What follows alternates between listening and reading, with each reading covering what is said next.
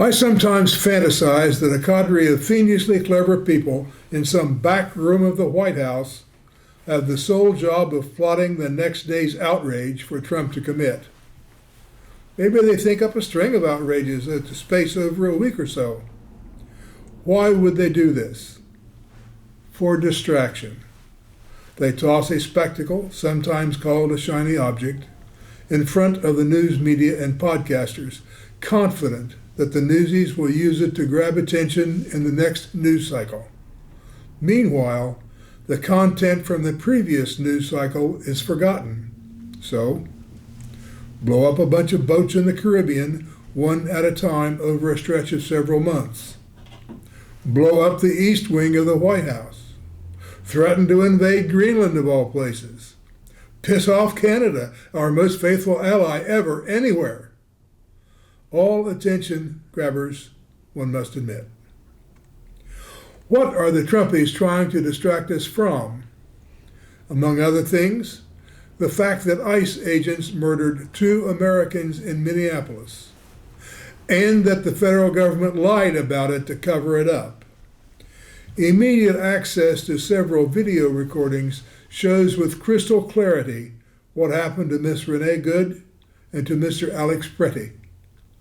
An ICE agent shot Miss Good in the head and killed her. Several ICE agents forced Mr. Pretti to the ground and then shot him in the back and killed him.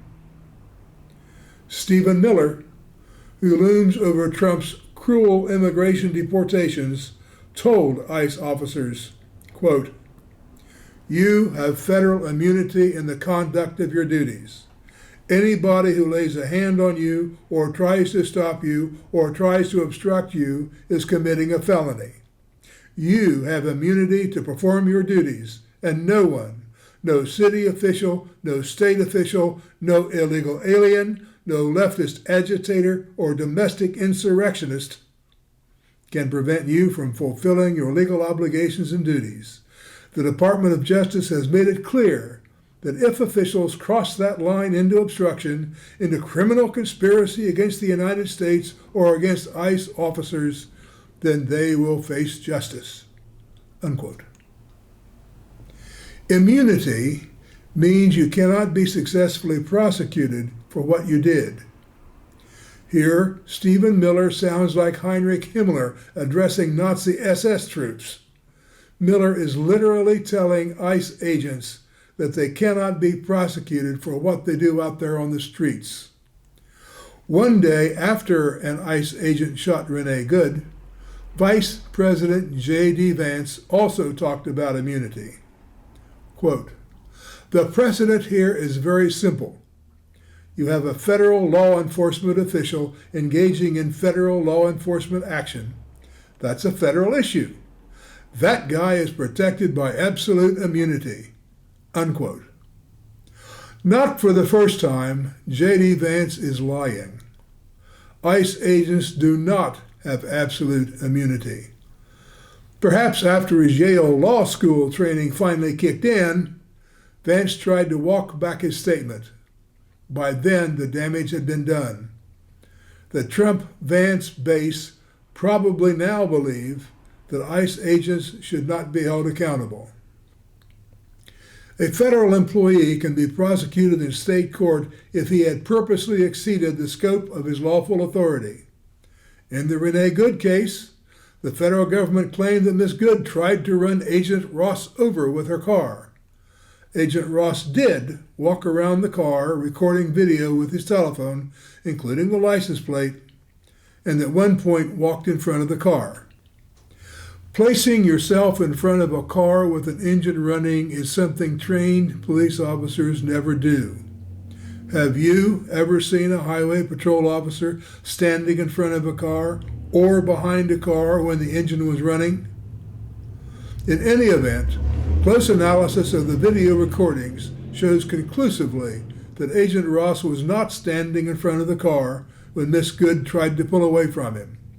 Agent Ross shot her in the head anyway. Are the video recordings of the shooting of Renee Good sufficient evidence to support an indictment? Yes. even though the federal government is withholding the physical evidence. The video plus the on-scene witnesses are ample evidence. The local prosecutor should bring the charge and get the case started. If Agent Ross can walk away from this incident, any ICE agent may suppose he can get away with murder.